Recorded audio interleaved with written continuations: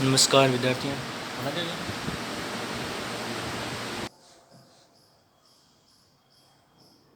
नमस्कार विद्यार्थियों, मैं Anil Kumar Saini, assistant professor government law college Churu. आज वीडियो श्रृंखला के अंतर्गत हम बात करेंगे भारतीय संविधान अधिनियम 1872 में प्रस्ताव और प्रस्ताव के लिए आमंत्रण के बारे में। क्योंकि पिछले वीडियो में हमने संविधान की परिभाषाएं तथा प्रस्ताव की परिभाषा तथा प्रस्ताव के आवश्यक तत्वों के बारे में अभी तक पढ़ा है। आज हम बात करेंगे प्रस्ताव तथा प्रस्ताव का आमंत्रण, proposal and invitation of proposal. क्या होता है प्रस्ताव? जैसा कि अपने पहले सुना कि कोई व्यक्ति अगर कोई कार्य करने या करने से प्रवृत्त रहने के लिए अपनी रजामंदी किसी दूसरे व्यक्ति को इस आशय से संज्ञापित करता है कि वह दूसरा व्यक्ति अपनी अनुमति उसको प्रदान कर दे, तो वो क्या होता है? प्रस्ताव होता है। आज हम बात करेंगे प्रस्ताव तथा प्रस्ताव का आमंत्रण क्या होता है। प्रस्ताव का आमंत्रण का मतलब है कि किसी व्यक्ति को आमंत्रित करना, प्रस्ताव करने के लिए किसी व्यक्ति को आमंत्रित करना कि वह अपनी कोई प्रस्ताव दूसरे व्यक्ति को कोई वस्तु खरीदने के लिए या कोई अन्य वस्तु के लिए वो प्रस्ताव करे। प्रस्ताव के आमंत्रण से भिन्न होता है। प्रस्ताव क्या होता है? वस्तुओं की सूचीपत्र, नीलामी संबंधी विज्ञापन, टेंडर्स के लिए आमंत्रण, समय सारणी, शोरूम में कीमत लगी पर्ची लगाकर माल का प्रदर्शन आदि क्या है? प्रस्ताव का आमंत्रण है। ये प्रस्ताव के अभिप्राय की सूचना देते हैं।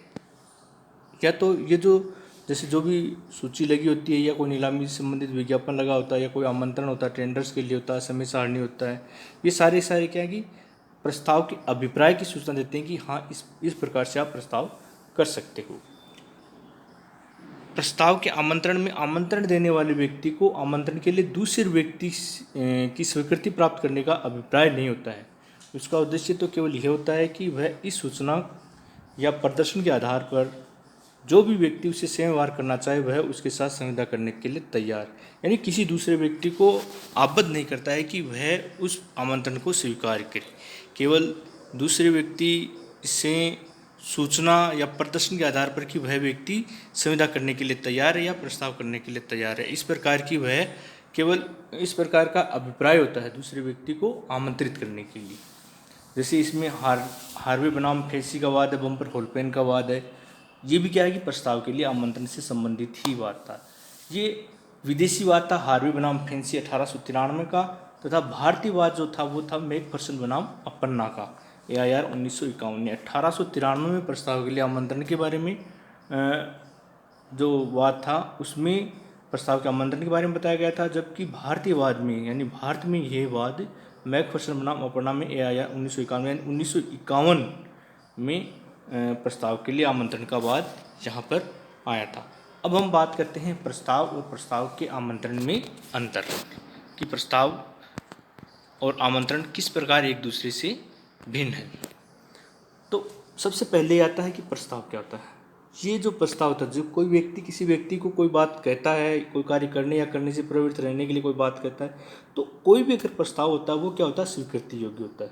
यानी कि जैसे ही प्रस्ताव दिया जाता है दूसरा व्यक्ति उसको स्वीकार कर सकता है, जबकि प्रस्ताव का आमंत्रण है वो स्वीकार के योग्य नहीं होता है। क्योंकि जैसे प्रस्ताव के लिए आमंत्रण के अंतर्गत जैसे मान लो कोई सूचना लगी होती है या कोई सूची लगी होती है, जैसे अपन किसी दुकान पे जाते हैं, किसी होटल पे जाते हैं, तो वहाँ पर जो मेन्यू लगा होता है वो क्या होता है? एक तरह से प्रस्ताव के लिए आमंत्रण होता है। ज़रूरी नहीं है कि दूसरा व्यक्ति है वो उसको स्वीकार ही करे, यानी कि वह स्वीकार करने के योग्य नहीं होता है।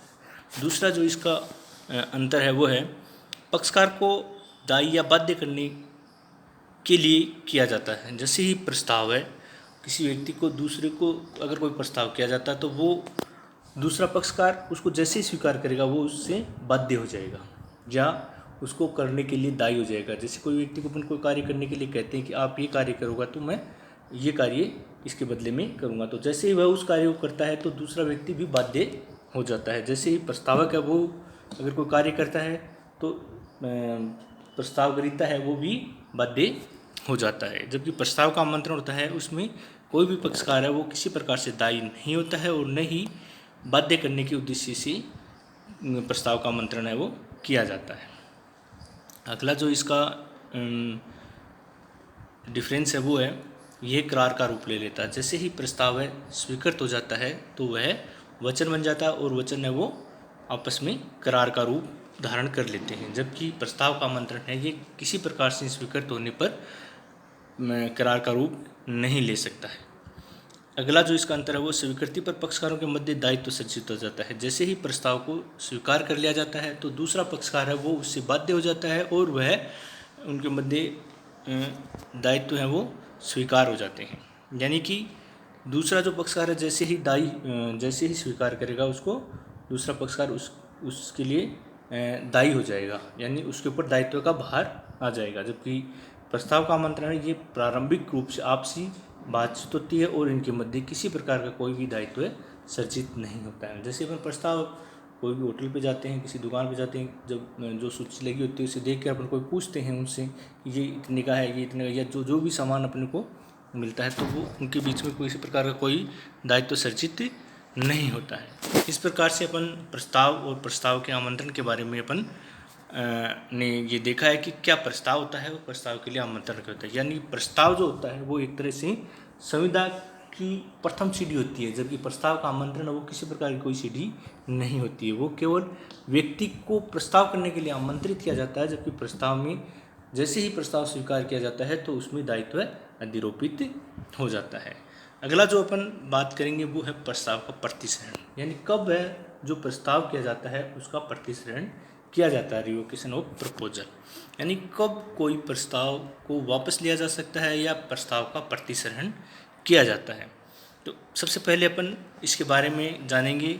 भारतीय संविधान अधिनियम की धारा 3 के अनुसार प्रस्ताव का प्रतिसरण प्रस्ताव करने वाले पक्षकार के किसी कार्य या कार्य लोप से समझा जाता है जिसके द्वारा वह ऐसे प्रस्ताव को प्रतिसरण करने का आशय रखता है या जो उसे संशोधित करने का प्रभाव रखता है। जैसे कि मान लो कि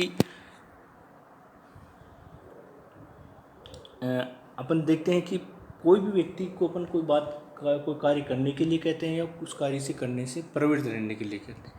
यदि वह व्यक्ति उस कार्य को करता है, करने से प्रवृत्त रहता है तो वह प्रस्ताव करता है। लेकिन यदि अपन को ये चाहिए कि नहीं, अपन ने उसको कह तो दिया लेकिन अब अपन वो कार्य नहीं करवाना चाहते तो अपन उसको सूचना देकर उससे अपन विड्रॉ करवा सकते हैं। धारा 5 ये कहती है कि कोई भी प्रस्ताव उसके प्रतिग्रहण की संसूचना प्रस्तावक के विरुद्ध संपूर्ण हो जाने से पूर्व किसी भी समय प्रतिसरण की जा सकती है उससे पश्चात है। यानी कोई भी अगर अपन प्रस्ताव करते हैं किसी व्यक्ति को तो जो दूसरा व्यक्ति है जिसे स्वीकार किया जाता है, जब वह स्वीकार करता है उससे पहले ही अपन उसको विड्रॉ कर सकते हैं या उसको रिवोकेशन कर सकते हैं। उसको ये मना कर सकते हैं कि आपको ये कार्य नहीं करना। जैसे कोई ए व्यक्ति है वो बी से ये कहता है कि मैं आपका मकान है वो 5 लाख रुपए में खरीदना चाहता हूँ, तो अपन उसको मना कर सकते हैं कि मैं आपका मकान नहीं खरीदना चाहता। कब मना कर सकते हैं? जब तक कि वह स्वीकृति नहीं दे दे। यानी स्वीकृति देने से पूर्व अपन कभी भी किसी भी समय उसको ये कह के मना कर सकते हैं कि मुझे आपका मकान नहीं चाहिए। इसके लिए भारतीय जो वाद था वो था भारतीय संघ बनाम भीमसेन विलायत। तो इस केस में भी क्या था कि प्रस्ताव जो है जब पूरा नहीं हुआ उससे पहले ही उसका विखंडन हो जाता है, यानी प्रस्ताव का प्रतिसरण किया जा सकता है। यानी पूर्ण होने से पूर्व, यानी स्वीकृति दिए जाने से पूर्व ही प्रस्ताव को विखंडित किया जा सकता है। आगे अपन इसके बारे में पढ़ेंगे कि प्रस्ताव का प्रतिसरण कैसे किया जाता है। तो धारा 6 इसके बारे में बताती है कि प्रस्ताव का प्रतिसरण की कौन कौन सी रीतियाँ होती हैं और किस प्रकार से प्रस्ताव का प्रतिसरण किया जा सकता है। तो धारा 6 के अनुसार पहला जो इसका पॉइंट है वो है प्रस्तावक द्वारा दूसरे पक्षकार को सूचना देकर किया जा सकता है। यानी कि जब भी अपन कोई व्यक्ति प्रस्ताव करता है तो उस प्रस्ताव दूसरा पक्षकार है जिस व्यक्ति से प्रस्ताव किया जाता है उस व्यक्ति को सूचना दे दी जाती है कि वह ये कार्य न तो वह कोई कार्य करेगा और न ही वह कार्य करने से विरत रहेगा। जैसे ही दूसरे व्यक्ति को कोई सूचना दे दी जाती है तो वह प्रस्ताव है वो प्रतिसंहरित हो जाता है। दूसरा इसका जो पॉइंट है वो है प्रस्ताव में दिए गए प्रतिग्रहण के लिए विहित समय के व्यतीत हो जाने पर या युक्तियुक्त समय के व्यतीत हो जाने पर। जैसे कि मान लो अपन किसी व्यक्ति को ये कहते हैं कि मैं आपका ये मकान लेना चाहता हूँ तथा इसका पेमेंट है वो 6 महीने में पूरा कर दूँगा। या दूसरे व्यक्ति को ये कह दिया जाता है कि वह इस मकान को मेरे को बेचे तो वह उसे 2 महीने में या ये कह दिया जाता है कि आप मेरे को 1 महीने में इस बात की स्वीकृति दो या जो मैंने प्रस्ताव किया है उस प्रस्ताव को आप स्वीकार करो, यानी आप बेचना चाहते तो आप मेरे को 2 महीने में इसका जवाब दे दो। तो जब यदि पहला व्यक्ति उसको ये मना कर देता है कि मेरे को ये मकान नहीं लेना, तो वह जो टाइम दिया हुआ है, जो विहित समय दिया गया है 1 महीने का 2 महीने का, उस समय के अंदर ही प्रस्ताव का प्रतिसहरण। दूसरा जो पॉइंट बताया मैंने आपको वो था प्रस्ताव का प्रतिसहरण, प्रतिग्रहण के लिए विहित जो समय दिया जाता है, यानी जितना भी समय दिया जाता है, जैसा कि अपने देखा कि जैसे मान लो कि 2 महीने का टाइम दे दिया कि आप मैं जो कार्य या किसी व्यक्ति से कहा जाता है कि कोई कार्य करने या करने से प्रवृत्त रहने के लिए आप 2 महीने के समय मेरे को कोई भी स्वीकृति प्रदान करो। तो ऐसी स्थिति में जैसे ही 2 महीने होते हैं उससे पूर्व उस प्रस्ताव को वापस लिया जा सकता है और उसका प्रतिसहरण किया जा सकता है। या युक्त समय के लिए, जैसे मान लो कि खाद्यान्न से संबंधित, मान लो कि खाद्य पदार्थों से संबंधित यदि कोई सुविधा की जाती है या कोई प्रस्ताव किया जाता है, तो ऐसी स्थिति में युक्त समय के अंदर अगर जो समय है वो व्यतीत हो जाता है तो उसके अंदर ही आपको प्रतिसहरण के लिए सूचना देनी होगी या जो समय है वो नियत किया जाएगा। जैसे मान लो कि कोई भी जैसे खाद्य सामग्री आती है तो उसके लिए ये नहीं है कि आप 12 महीने बाद में उसके लिए प्रतिसहरण करते हो, प्रस्ताव का प्रतिसहरण करते हो या 2 साल बाद में। तो खाद्य सामग्री होती है उसके लिए जो युक्त समय होता है जैसे 2 या 4 दिन, उतने समय में ही प्रतिसहरण किया जाता है और ऐसा समय अगर व्यतीत हो जाता है तो प्रस्ताव है वो प्रतिसहरित हो जाता है। नेक्स्ट जो इसकी प्रस्ताव का प्रतिसहरण कैसे किया जाता है ये है आपका, जैसे पूर्वभावित शर्त को पूरा करने में प्रतियोगिता की असफलता से। पूर्वभावित शर्त का मतलब होता है कि जो पहले से ही जो प्रस्ताव किया जाता है उसी समय यदि कोई शर्त लगा दी जाती है कि आप ये कार्य करोगे, इस कार्य के लिए आपको ये शर्त भी पूरी करनी होगी। जैसे मान लो कि ए व्यक्ति है वो बी को कहता है कि मुझे आपका स्कूटर चाहिए या मुझे आप अपना स्कूटर 20,000 रुपये में आप दे दो। तो ऐसी स्थिति में आपने ये शर्त लगा दी कि इस स्कूटर को तभी लूँगा जब आप इसके नए टायर डलवा दोगी। तो ऐसी स्थिति में आपने शर्त लगा दी कि ये पूर्वभावित शर्त है और ये पूर्वभावित शर्त यदि वो स्वीकार करता है, प्रतिग्रहीता यदि स्वीकार करता है तो उसे नए टायर डलवाने पड़ेंगे। जैसे जो स्कूटर होता है उसमें नए टायर डलवाने पड़ेंगे तभी वह आगे प्रस्ताव कर सकता है। अगर वह नए टायर नहीं डलवाता तो अपने आप ही प्रस्ताव का प्रतिसहरण हो जाता है। नेक्स्ट जो इसका प्रतिसहरण कैसे किया जाएगा प्रस्ताव का, वो है प्रस्तावक की मृत्यु या उन्मत्तता से। यानी कि प्रस्तावक की मृत्यु मतलब जैसे ही जो प्रस्ताव करने वाला व्यक्ति है उसकी मृत्यु हो जाती है तो प्रस्ताव का प्रतिसहरण हो जाता है, या उसकी उन्मत्तता से, यानी कि पागल हो गया हो, कोई जड़ हो गया हो या कोई अस्वस्थ हो गया हो, ऐसा कि वह समझने की क्षमता नहीं रखता, तो ऐसी स्थिति में भी प्रस्तावक की मृत्यु हो जाती है। यदि मृत्यु या उन्मत्तता का तथ्य प्रतिग्रहीता के ज्ञान में प्रतिग्रहण से पूर्व आ जाए, यानी ऐसा जो प्रतिग्रहीता है यानी जो स्वीकृति प्रदान करने वाला व्यक्ति है उसके ज्ञान में जब वह स्वीकृति दे रहा है उससे पूर्व आना चाहिए। ये नहीं कि स्वीकृति देने के पश्चात उसे पता लगता है कि प्रस्तावक है उसकी तो मृत्यु हो गई है या वह उन्मुक्त हो गया, तो ऐसी स्थिति में प्रस्ताव का प्रतिसहरण किया जा सकता है। तो इस प्रकार से अपन ये देखते हैं कि किस प्रकार प्रस्ताव का प्रतिसहरण है वो किया जाता है और कौन कौन सी ऐसी स्थितियां होती हैं जहां पर प्रस्ताव है वो अपने आप ही प्रतिसहरित हो जाता है। तो प्रस्ताव का प्रतिसहरण